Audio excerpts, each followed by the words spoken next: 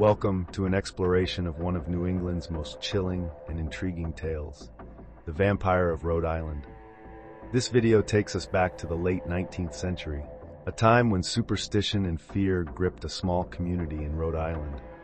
The story of Mercy Brown, a young woman whose death sparked a series of eerie events, has become a part of vampire folklore in American history.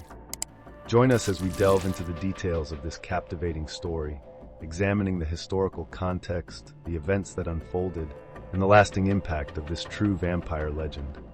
Imagine living in a time when medical science was still in its infancy, and the causes of many diseases were shrouded in mystery. It's the late 1800s, and a deadly illness known as consumption, or tuberculosis, is sweeping through your community, claiming the lives of your loved ones. Fear and desperation drive people to seek answers in the supernatural, and whispers of vampire activity begin to spread. This is the backdrop against which the story of Mercy Brown unfolds, a tale of sorrow, superstition, and the search for hope in the face of tragedy. Our story begins in Exeter, Rhode Island, a small rural town with a population of just over 1,000 people. The town, like many others in New England, was plagued by tuberculosis, a highly contagious and deadly disease that attacked the lungs and caused severe wasting and death.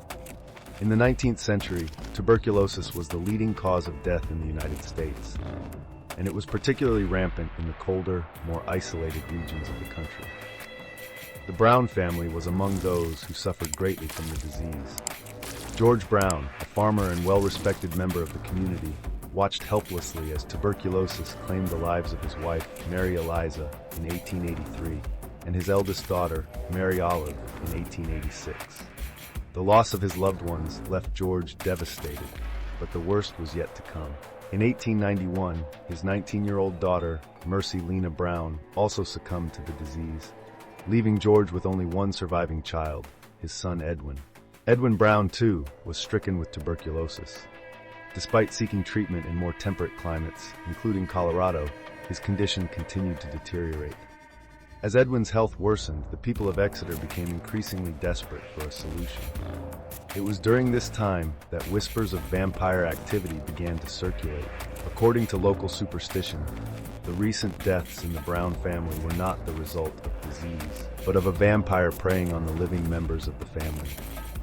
The belief in vampires, or the undead who rise from their graves to drain the life force of the living, was not uncommon in 19th century New England. The region had a long history of folklore and superstition. The fear of vampires was often linked to outbreaks of disease, particularly tuberculosis. The idea was that the spirits of the deceased were somehow feeding off the living, causing their illness and eventual death. Driven by fear and superstition, the townspeople convinced George Brown to exhume the bodies of his deceased family members to determine if one of them was a vampire. On the morning of March 17, 1892, a group of villagers, along with a local doctor and a newspaper reporter, gathered at the Chestnut Hill Cemetery to carry out the exhumations. The bodies of Mary Eliza and Mary Olive were found to be in a state of advanced decomposition, as expected. However, when they opened Mercy Brown's grave, they were shocked by what they found. Despite having been buried for over 2 months, Mercy's body appeared to be unusually well preserved. Her skin was still intact, and there was evidence of fresh blood in her heart and liver. This discovery convinced the townspeople that Mercy was indeed a vampire, rising from her grave to drain the life from her brother Edwin. In a desperate attempt to save Edwin's life, they decided to take drastic measures. Following a ritual that had been practiced in other parts of New England, the villagers removed Mercy's heart and liver and burned them on a nearby rock. The ashes were then mixed with water and given to Edwin to drink, a common folk remedy believed to ward off the influence of the vampire. Tragically, despite this gruesome act, Edwin's condition did not improve, and he succumbed to tuberculosis just 2 months later. The story of Mercy Brown quickly spread beyond the small town of Exeter, capturing the attention of newspapers and fueling public fascination with the supernatural. The bizarre events and the macabre nature of the exhumation and ritual added to the allure of the story, making Mercy Brown one of the most famous cases of vampire hysteria in American history. To understand the true story of Mercy Brown and the events that transpired, it is important to examine the historical and cultural context in which they occurred.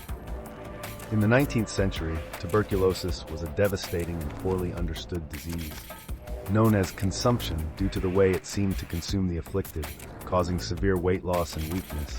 Tuberculosis was highly contagious and often fatal. The lack of effective treatments and the high mortality rate created an atmosphere of fear and helplessness. In rural communities like Exeter, where medical knowledge was limited and traditional beliefs held sway, people often turned to folklore and superstition to explain the inexplicable. The belief in vampires was part of a broader cultural landscape that included various supernatural explanations for disease and death. In this context, the idea that the recently deceased could rise from their graves to prey on the living provided a way to make sense of the otherwise senseless suffering caused by tuberculosis. The case of Mercy Brown is not an isolated incident, but rather part of a larger pattern of vampire hysteria that gripped New England during the 19th century. Similar cases were reported in other parts of the region where the bodies of tuberculosis victims were exhumed and subjected to various rituals to prevent them from rising as vampires. These practices, while rooted in superstition, reflect the deep-seated fears and anxieties of the time.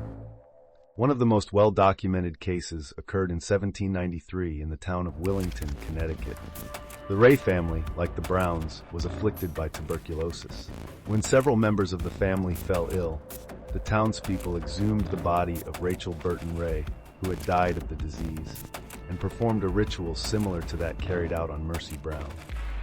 Such cases illustrate the widespread belief in vampires and the lengths to which people would go to protect their loved ones from the perceived threat. The story of Mercy Brown also sheds light on the ways in which folklore and superstition can influence and shape communal responses to illness and death. In the absence of scientific explanations and effective treatments, communities turn to traditional beliefs and practices to find meaning and hope. The exhumation and ritual burning of Mercy's heart and liver, while horrifying by modern standards, were seen as a necessary and rational response to the perceived danger. The legacy of Mercy Brown continues to captivate and intrigue people to this day. Her story has become a part of popular culture, inspiring books, articles, and even music. One notable example is the song Mercy Brown by the band Sonata Arctica, which draws on the themes of love, loss, and the supernatural to tell the tale of the Rhode Island vampire. Mercy Brown's story also holds a significant place in the history of vampire lore. Some scholars believe that her case may have influenced Bram Stoker's iconic novel Dracula, published in 1897, just 5 years after Mercy's exhumation. Stoker was known to have been fascinated by vampire legends and may have drawn on the details of the Brown family's ordeal in creating his fictional vampire.